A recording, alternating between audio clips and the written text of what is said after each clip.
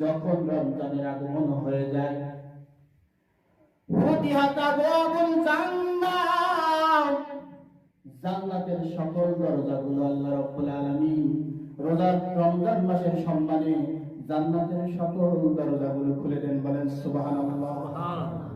সুবহান। জান্নাতের সকল দরজা কিন্তু রমজান মাসে ওপেন থাকে। অন্য হাদিসে এসেছে ফুতিহাত আবওয়াবুস সামা, আকাশের সব দরজাগুলো আল্লাহ রাব্বুল আলামিন খুলে দেন। অগণিত নার আর জাহান্নামের দরজাগুলো আল্লাহ সব বন্ধ করে দেন। শুধু আল্লাহ রাব্বুল আলামিন জান্নাতের দরজা এবং আসমানের দরজা আর জাহান্নামের দরজা খুলে দেন না, জাহান্নামের দরজা বন্ধ করে দেন না, সাথে সাথে কি করেন?